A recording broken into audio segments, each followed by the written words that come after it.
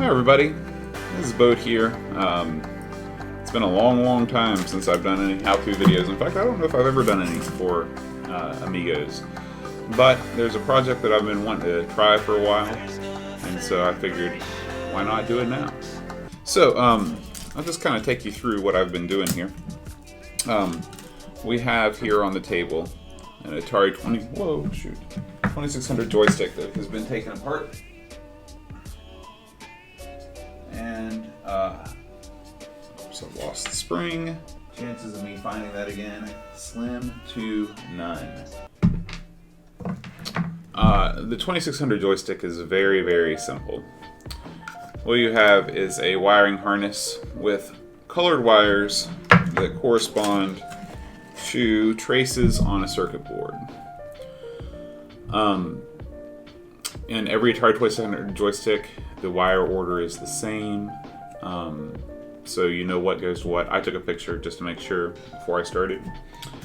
And the way that the 2600 controller measures input is you have this plastic overlay, like such, and it lays over top of it with an adhesive. And as you rock the joystick back and forth, these kind of tabs on this plastic hoop come into contact and press down on the contact points, which then closes the circuit, which tells the controller if you're moving up, down, left, or right, or using the button. So I want to replace these sort of mushy contact points with microswitches. So here are the microswitches. These are 0.5 millimeter, or maybe 0.5 millimeter travel switches. You can get lower ones, but I saw some examples that used these. I also have for tools a rasper. We're going to try and file these down a little bit. I might have to use a Dremel, but we'll see. Clippers, soldering iron, my sponge, a wire sponge. Yeah, so we got all these things together. The first thing that I need to do is solder points from the microswitch onto the circuit board. The first thing I'm going to do is clip 2 out of the 4 traces. Let me go to my close-up cam here. There's 4 traces on this circuit board. Boy, that's a really not great camera. There we go. And I'm going to clip the opposite ends off, so like diagonals.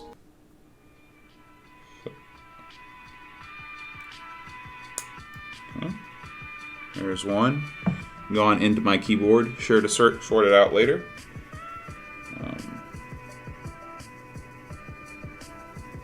We're going to do this 4 times, or 5 times, because we need all 4 cardinal directions, plus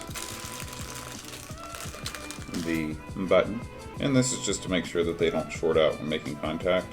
Alright, so we have our 5 microswitches. Now comes the fun part. So the idea is that you want to solder one part of the contact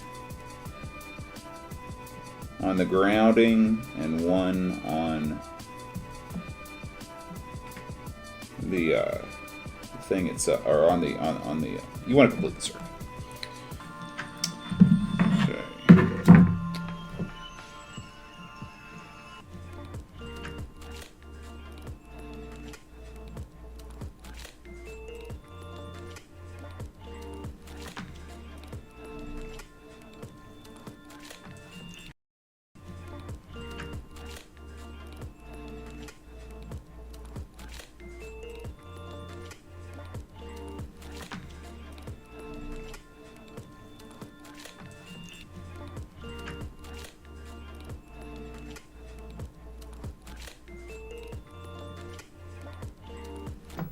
I've taken the plastic piece off the joystick to reveal. Underneath here we have some kind of actuators. They're really just plastic tabs.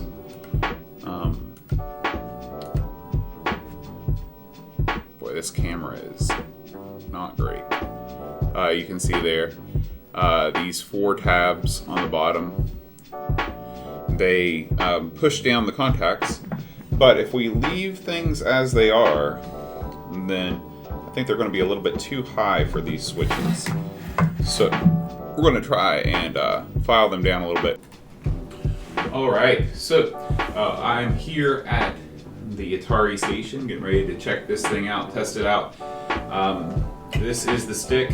I screwed up, I pulled off the top part of it, and now it kind of, let's get my mic up a little bit. Now it sort of doesn't look right. I can't figure out how to get that back in there. I'll do that later. But anyway, the Microswitches are installed. I will play them for you. Yeah, see?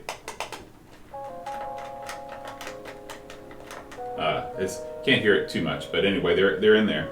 So let's go ahead and look over at the Atari. I'll plug this in and see if it works.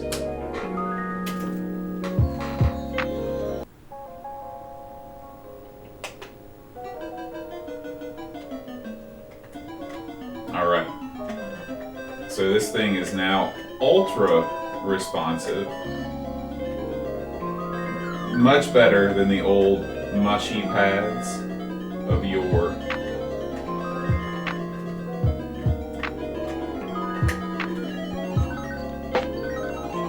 So yeah, I give it an A+. Actually, I don't. Let's talk about some of the cons.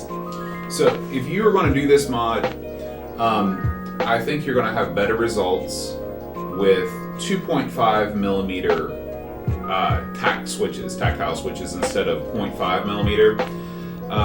The travel does affect. I cannot screw this thing all the way down, because if I do, it will press the switch. It will press the switch inside the joystick. There's just not enough space built into the controller to make everything sit right. You have to unscrew the screws a little bit just to get enough throw in there for the Microswitches to work. Other than that, I had to clip the tabs inside the joystick a lot more than any of the other videos that I've seen. I don't know why that is, but that's the only way I could actually make this thing close. But other than that, it was pretty straightforward. It took me probably longer than it should have. There's several revisions of trying to get the thing into the case and screwing it back in, but I now have a Microswitch compatible VCS joystick. So, hope you enjoyed watching. Till next time, adios.